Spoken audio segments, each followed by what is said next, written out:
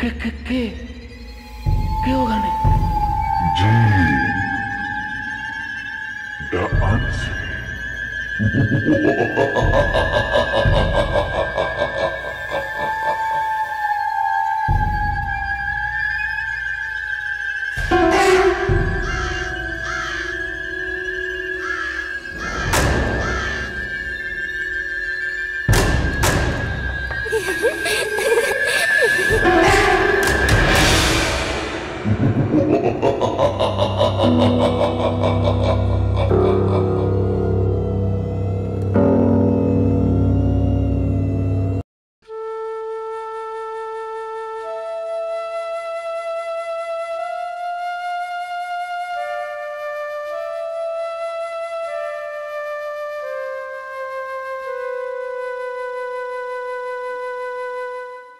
আমাদের কাছে এই ঘটনাটি যিনি পাঠিয়েছেন তার নাম মোহাম্মদ আবিদুর রহমান। আবিদুর রহমান ভাই তিনি বরিশাল শহরেই বড় হয়েছেন। তার নিজ জেলা বরিশাল এবং বরিশাল ব্রজমোহন কলেজ থেকে অনার্স এবং মাস্টার্স সম্পন্ন করে বর্তমানে বাংলাদেশের একটি স্বনামধন্য ব্যাংকে অফিসার হিসেবে কর্মরত রয়েছেন চট্টগ্রামে। তো ঘটনাটি যখন ঘটে তখন আবিদ ভাই অনার্স দ্বিতীয় বা তৃতীয় বর্ষের শিক্ষার্থী ছিলেন। ৯০ দশকের শেষের দিকের ঘটনা। ঘটনার সঠিক দিন তারিখ আবিদ ভাই মনে করতে পারছেন না, তবে তিনি এটুকু বলেছেন তখন ছিল বর্ষাকাল।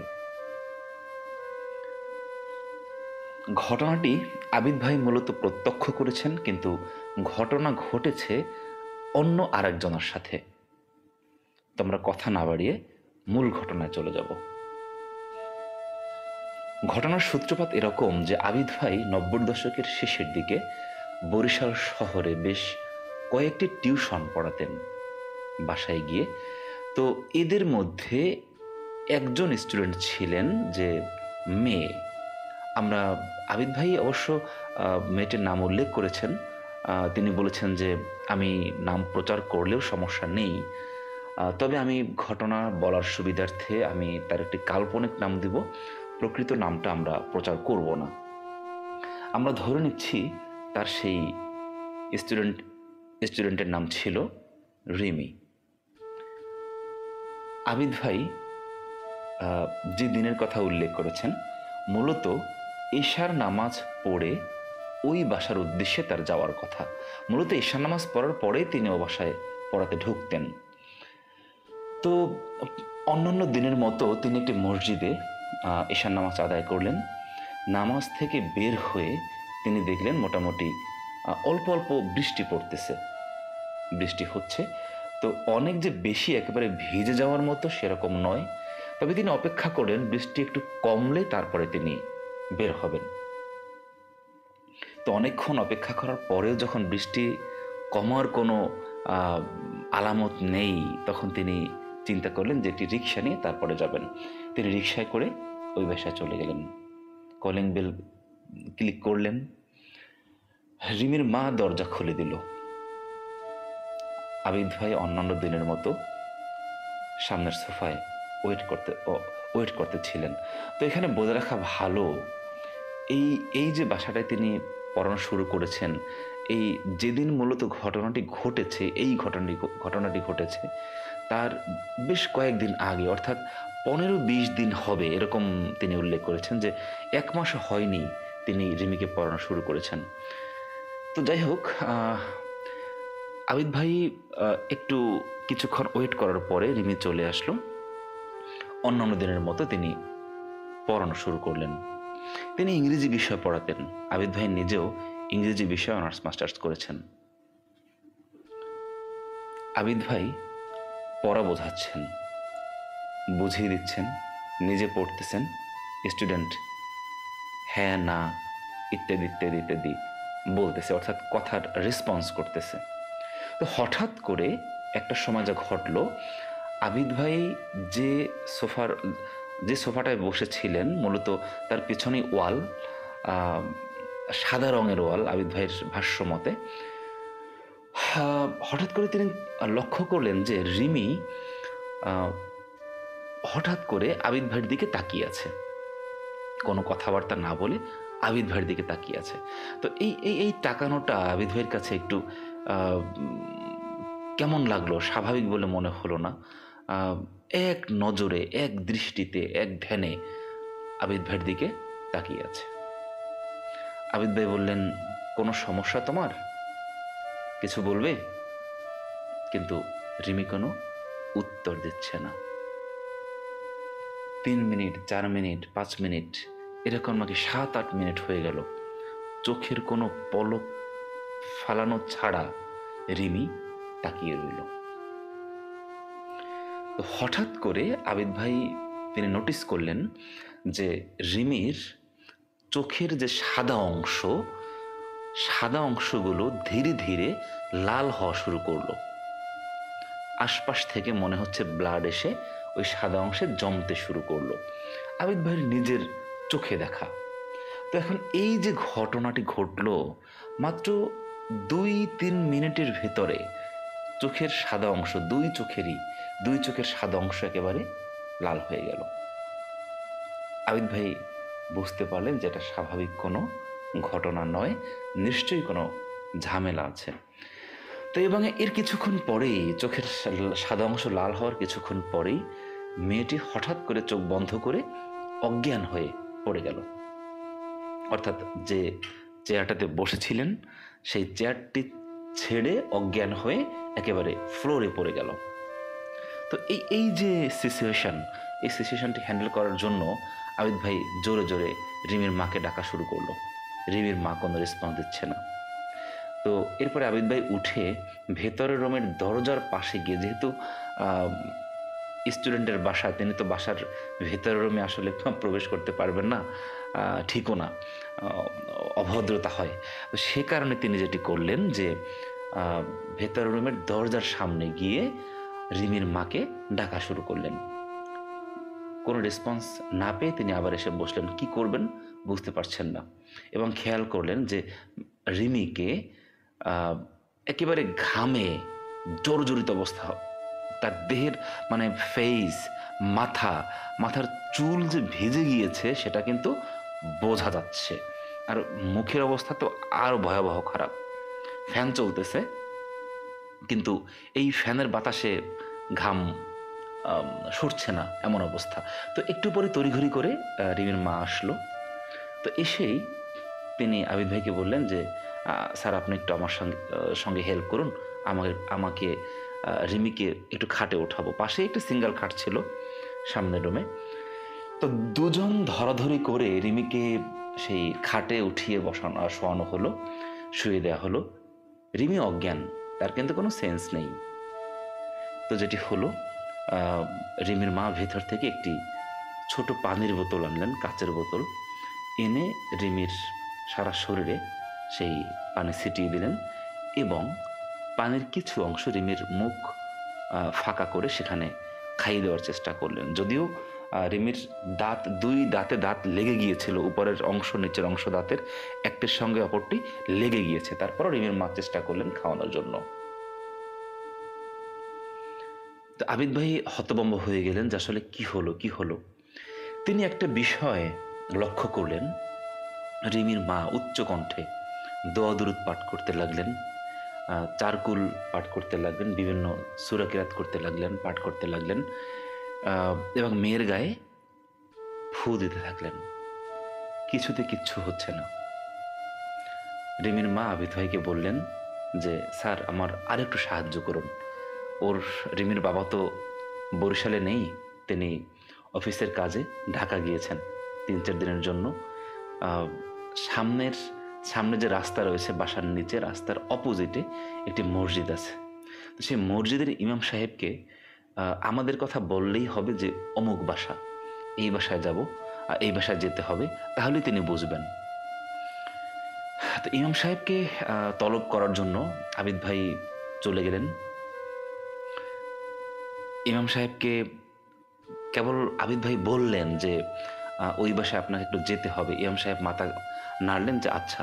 তিনি তড়িঘড়ি করে জাস্ট যে অবস্থা ছিলেন শুধু পাঞ্জাবিটা গায়ে দিয়ে আবিদ ভাইয়ের সাথে চলে আসলেন।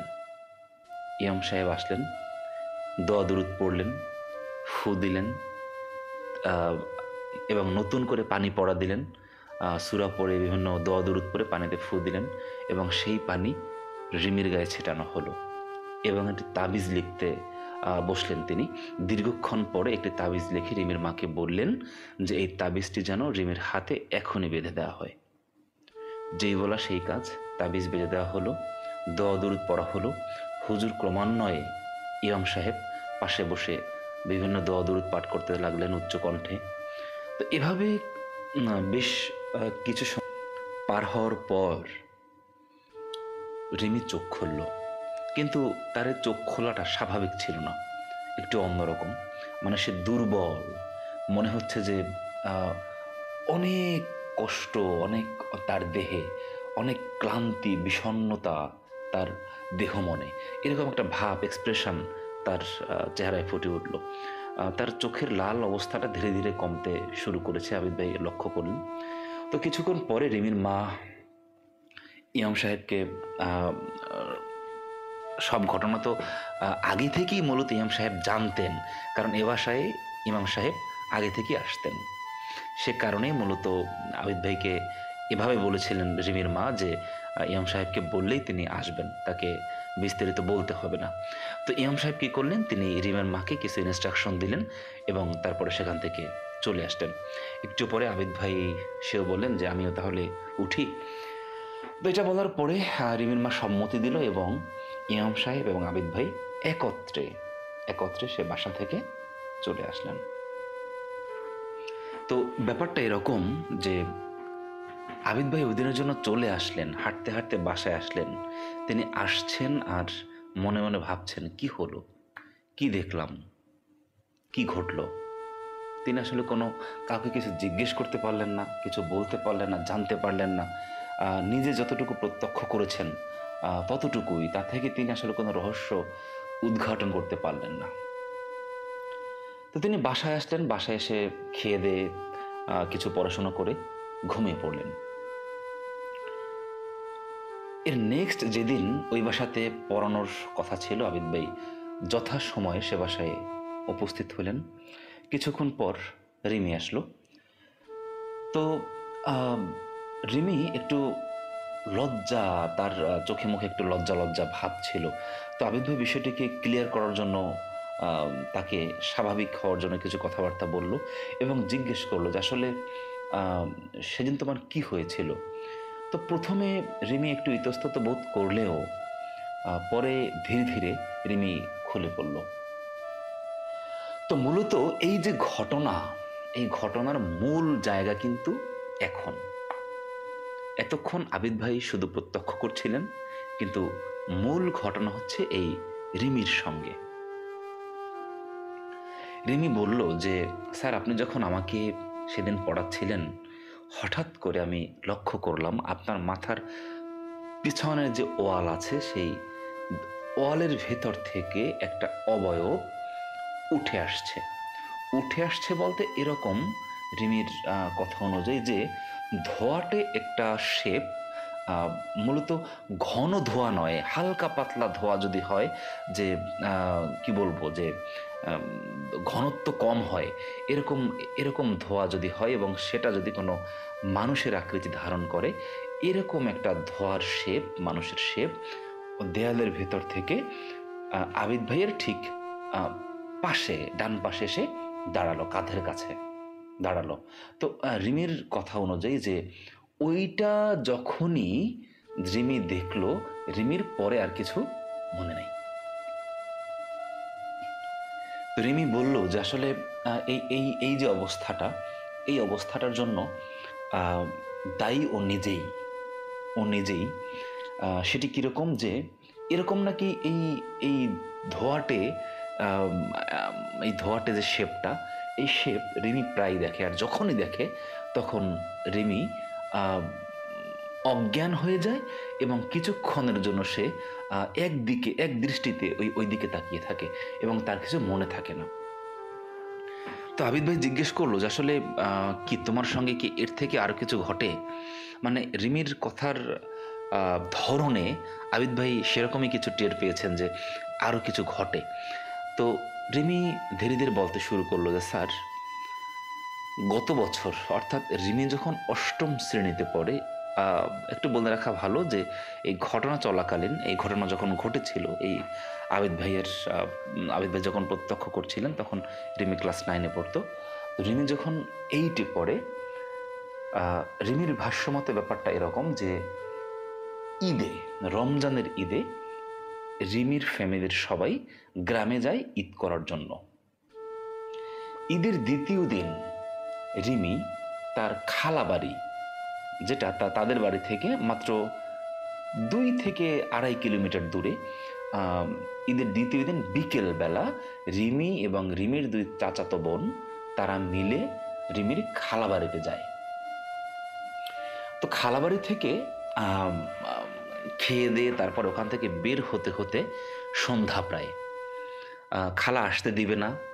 তার যে আঙ্কেল ছিল, খালার হাজব্যান্ড, সেও অনেক রকম থাকার জন্য বলে, কিন্তু রিমি এবং তার 2 চাচাতো বোন থাকতে রাজি না। তারা চলে আসে। তারা সন্ধ্যার 10-15 মিনিট আগে ওই বাসা থেকে বের হয়। বলে রাখা ভালো, রিমিদের বাড়ি, গ্রামের বাড়ি এবং তার খালার বাড়ির পথে এক জায়গায় হচ্ছে বাজার রয়েছে। বাজার ভেদ করে, মানে বাজারকে ওভার করে তারপরে কিন্তু সেই বাড়িতে যেতে হয়। তো ব্যাপারটা এমন যে রিমিরা যখন ওই বাড়ি থেকে বের হয়, তার খালা বাড়ি থেকে বের হয়, তখন তো সন্ধ্যা হতে 10-15 মিনিট বাকি ছিল। তো তারা এই 10-15 মিনিট পায়ে হেঁটে কেবল বাজার অতিক্রম করেছে। এর ভিতরেই বাজারে বসেই মাগরিবের আজান দিয়ে দেয়। তো মাগরিবের আজানের পরেও কিন্তু অনেকক্ষণ আকাশের আলো থাকে এবং হাঁটার জন্য ওইটুকুই যথেষ্ট। তবে যেহেতু 3টি মেয়ে ছিল, তাদের ভিতরে একজন ছিল একেবারে ছোট, মাত্র 7-8 বছর বয়স। তো ব্যাপারটা যে হয় যে তারা বাজার ওভার করে যখন ব্যাক করতেছে, তো আরও 5-10 মিনিট হাঁটার পর তারা এমন একটা লোকেশনে পৌঁছায়, যে লোকেশনটা এমন ছিল যে রাস্তার 2 পাশে বাঁশঝাড় এবং বিভিন্ন প্রকৃতির গাছ। তো এরকম প্রায় আধা কিলোমিটার রাস্তা এরকম ছিল বাজার থেকে একটু পরে। তো যেটা হয় যে রিমিরা যখন ওই জায়গাটায় পৌঁছায় তখন আকাশের আলো একেবারে ক্ষীণ হয়ে আসছে, মানে নাই বললেই চলে, নাই নাই করতেছে। সন্ধ্যার যে হালকা আলো আভা, সেটিও নাই নাই করতেছে। তো এই মুহূর্তটায় তারা ওই প্লেসটাতে উপস্থিত হয়, ওখানটা পার হতে, ওই ওই জায়গাটা তারা পার হওয়ার জন্য ওই দাঁড়িয়ে যায়। মূলত দাঁড়িয়ে যায় এজন্য যে যেহেতু 3জনই মেয়ে মানুষ ছিল এবং তাদের বয়স কম, তারা এই সন্ধ্যায় ওই জায়গাটি পার হতে ভয় পাচ্ছিল। ঘটনা যেটি ঘটে, তারা কিন্তু ওখানে দাঁড়িয়ে যায় এবং কোনো লোক আসার অপেক্ষা করতে থাকে, যে বাজার থেকে যদি কোনো লোক আসে। স্বাভাবিকভাবে আমরা জানি যে গ্রামগঞ্জে কিন্তু বাজারে লোকজন আসা যাওয়া করে, অনেক লোকজন আসা যাওয়া করে। তো এরকম কোনো লোক যদি তারা পেয়ে যায় যে বাজার থেকে বের হয়ে গ্রামের মধ্যে যাবে এই রাস্তা দিয়ে, তাহলে সেই লোকের সঙ্গে পিছু পিছু তারা কিন্তু যেতে পারবে এবং একটু সাহস পাবে। তো সে কারণে তারা ওখানে দাঁড়িয়ে যায় এবং অনেকক্ষণ দাঁড়িয়ে থাকার পরেও কোনো লোক তারা দেখতে পায় না। এবং রিমি মনে মনে ভাবে, তাদের ভিতরে রিমিই ছিল বড়, রিমি মনে মনে ভাবে এভাবে যদি দাঁড়িয়ে থাকি তাহলে সন্ধ্যার আলো যতটুকু আছে তাও যাবে। তাদের কাছে কিন্তু কোনো টর্চ লাইটও ছিল না, মোবাইল ফোন থাকার তো প্রশ্নই আসে না। তো ব্যাপার যেটা হয়, তারা হাঁটা শুরু করে। তো এই যে ঝোপঝাড়, বাঁশ বাগান, রাস্তার 2 পাশে বিভিন্ন গাছপালা, এই ঝোপঝাড় বাঁশবাগান ওই রাস্তাটাকে একেবারে আরো অন্ধকার করে ফেললো। তো তারা হঠাৎ করে একটা দৃশ্য দেখে দাঁড়িয়ে যায়, আবার দাঁড়িয়ে যায়। কি দৃশ্যটা ছিল এরকম, 3-4টা বাচ্চা, ছোট ছোট বাচ্চা, তাদের উচ্চতা হবে 1 ফিট কি 1.5 ফিট, কালো, অবয়ব কালো, তামাটে বর্ণ, একেবারে যে কুচকুচে কালো সেরকমও নয়, তবে একটু কালচে ভাব, তামাটে বর্ণ, যতটুকু বোঝা যাচ্ছে আর কি তাদের ওইটুকু আলোতে যতটুকু যা দেখলো। তো এরকম 3-4টা বাচ্চা ওই রাস্তার পাশ থেকে, ঝোপঝাড়ের মধ্য থেকে, বাঁশঝাড়ের মধ্য থেকে রাস্তায় এসে তারা দৌড়দৌড়ি করতেছে, লাফালাফি করতেছে, দৌড়দৌড়ি করছে। বাচ্চারা খেলে না, খেলাধুলো করে, দৌড়দৌড়ি করে, ঠিক সেরকম। এখন তারা যে স্টাইলে দৌড়দৌড়ি করতেছে, এই এই এই দৌড়দৌড়িটা না একটু অস্বাভাবিক ছিল। স্বাভাবিক বাচ্চারা নাকি এরকম দৌড়ায় না, রিমির ভাষ্য মতে, যে স্বাভাবিক বাচ্চা হলে এরকম দৌড়দৌড়ি করতো না, এই স্টাইলে দৌড়দৌড়ি করতো না।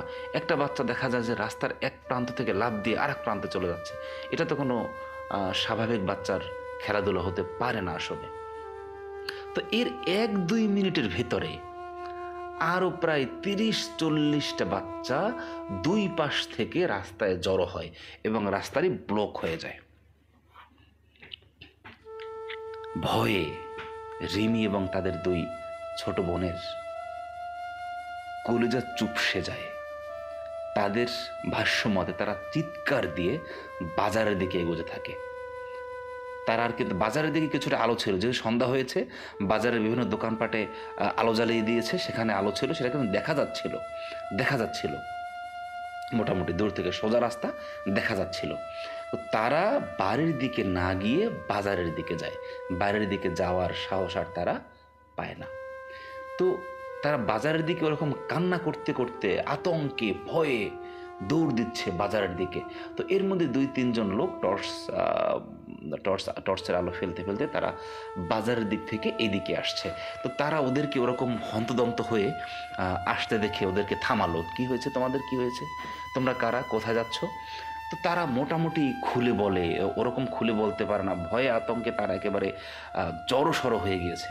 তারা মোটামুটি খুলে বলে, এরপরে জিজ্ঞেস করে তোমাদের বাড়ি কোথায়, বাবার নাম কি, ইত্যাদি ইত্যাদি সব জিজ্ঞেস করে।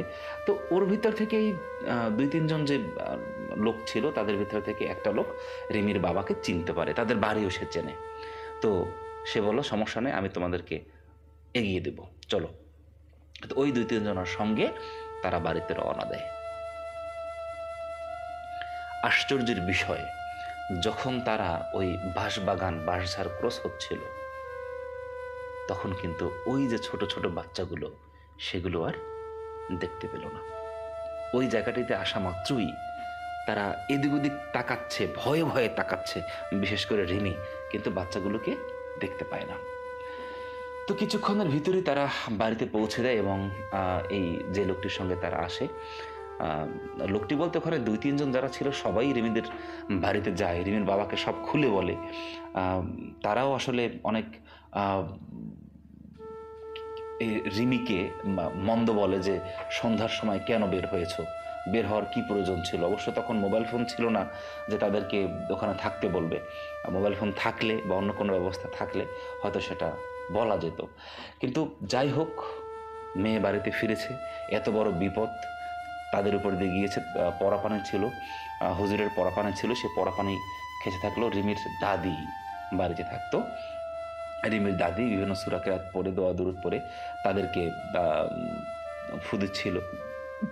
তারা যে ভয়ে অজ্ঞান হয়ে গিয়েছে বা গায়ে জ্বর এসেছে, ব্যাপারটা কিন্তু এরকম ঘটেনি। ওই লোকগুলো, রিমির বাবা ওই লোকগুলোকে একটু চা নাস্তা খাওয়ানোর জন্য অফার করলেন। তারা খেলেন, চা নাস্তা খেলেন, বিভিন্ন কথাবার্তা বললেন, তারপরে কিছুক্ষণ পর বিদায় নিলেন।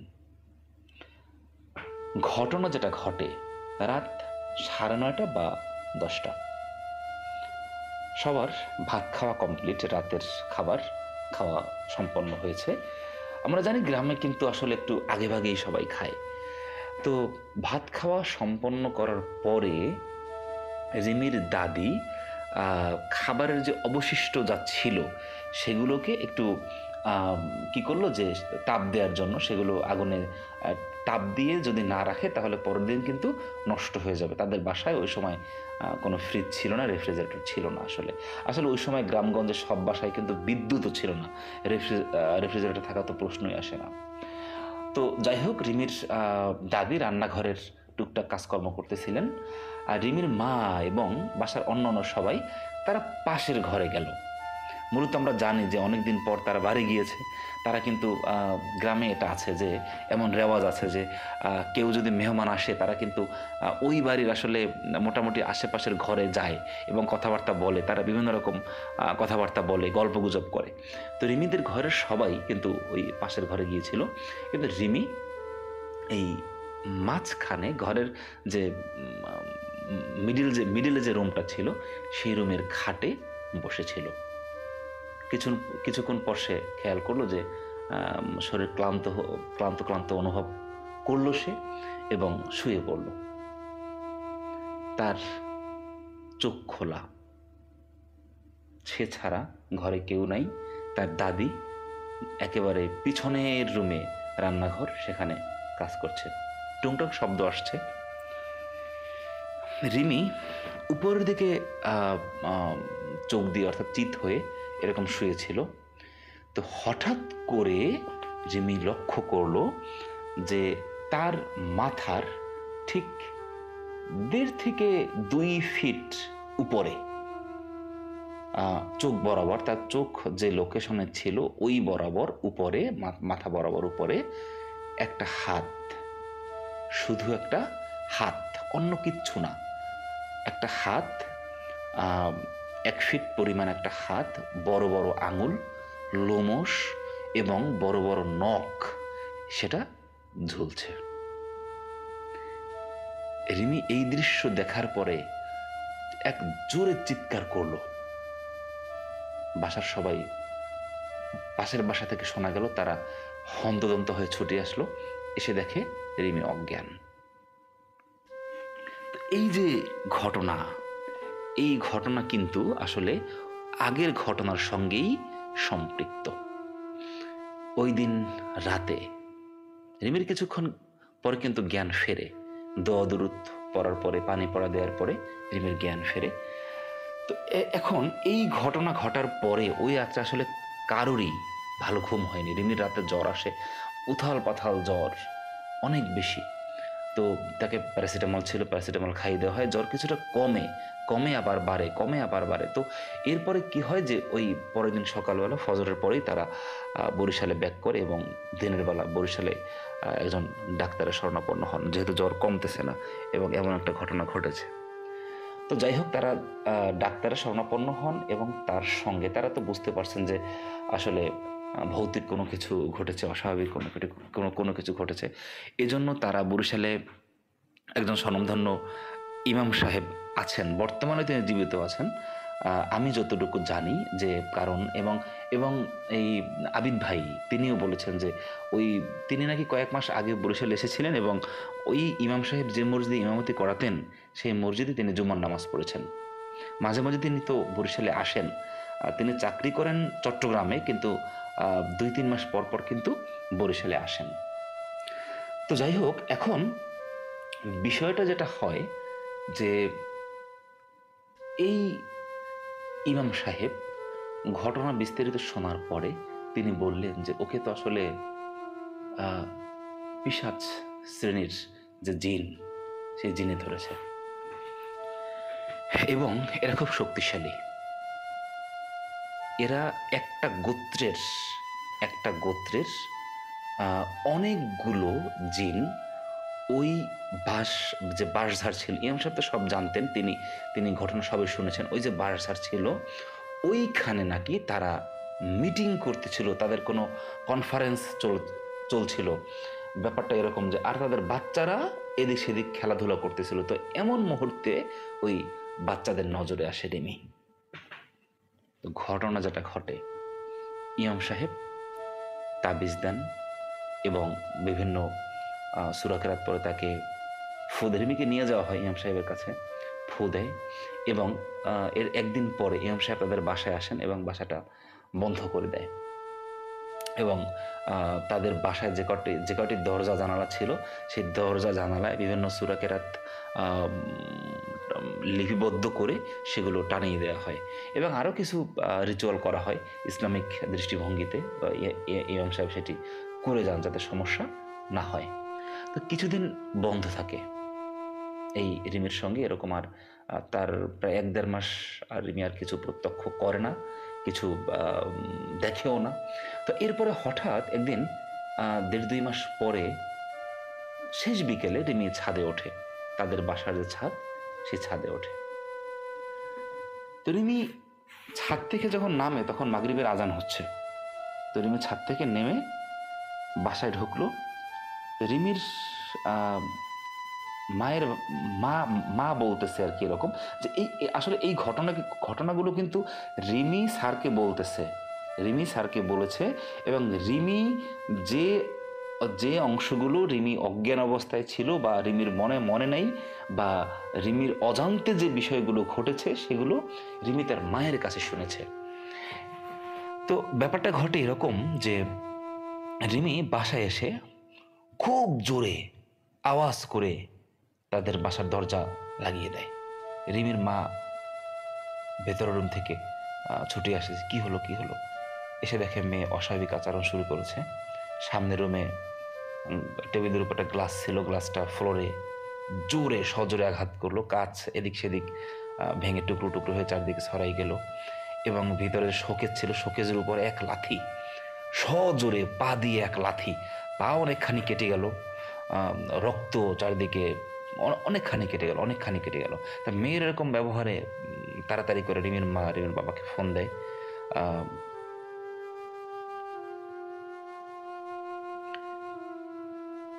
তো মেয়ের এমন ব্যবহারে মূলত রিমির মা খুব ভয় পেয়ে যায় এবং রিমির বাবার অফিসে লোক পাঠায়। রিমির বাবা তখনও অফিসে ছিলেন, তিনি যেখানে চাকরি করতেন। লোক পাঠানো হয়, সেখান থেকে রিমির বাবা ছুটে আসেন। তো এসে তাদের বাসার সামনে যে ওই মসজিদের ইমাম সাহেব, তাকে ডাকা হয়। সেই ইমাম সাহেব আসেন, তিনি দোয়া দরুদ পরে ফু দেন, কিছু রিচুয়াল করেন এবং কিছুদিনের জন্য আবার অফ থাকে। এবং এরপরে যেটা ঘটে যে বড় অনেক কিছু ঘটেছে এমন আর ঘটে নাই, তবে মাঝে মধ্যে রিমি এটা খেয়াল করে যে প্রায় এই হঠাৎ ঘুমিয়ে আছে, রিমি সজাগ হয়ে দেখে যে দেয়ালের ভিতর থেকে ওই রকম একটা অবয়ব বের হচ্ছে এবং যখন এটা দেখে, যখন ওই দিকে রিমির নজর যায়, রিমির চোখ যায়, রিমির আর কোনো কিছু মনে থাকে না, সে অজ্ঞান হয়ে যায়। তো এরকম কয়েকবার ঘটেছে। তো এরপরে আবিদ ভাই আমাদেরকে এরকম বলেছেন যে 9ম শ্রেণীর ফাইনাল পরীক্ষা পর্যন্ত, ডিসেম্বর মাস পর্যন্ত তিনি মূলত রিমিকে পড়িয়েছেন, এরপরে আর পড়াননি। মূলত কী কারণে পড়াননি সেটা তিনি ব্যাখ্যা করেননি, তিনি জাস্ট 6-7 মাস রিমিকে পড়িয়েছিলেন। তো এই 6-7 মাসে তিনি শেষের দিকে যতটুকু জানতে পেরেছেন যে মাঝে মধ্যে এরকম ঘটতো, রিমির সঙ্গে এরকম প্রায় হতো। তবে শেষে এর কোনো সমাপ্তি ঘটেছে কি না, কোনো ফাইনাল একটা সমাধানে আসতে পেরেছিল কি না, এই ব্যাপারে আবিদ ভাই আসলে কিছু বলতে পারেননি। তিনি সেই খোঁজ নেননি বা নিতে পারেননি। তিনি জাস্ট যতটুকু শুনেছেন বা দেখেছেন তিনি ততটুকুই আমাদেরকে জানিয়েছেন। তো মূলত এই ছিল আমাদের আজকের এপিসোড, আজকের ঘটনা।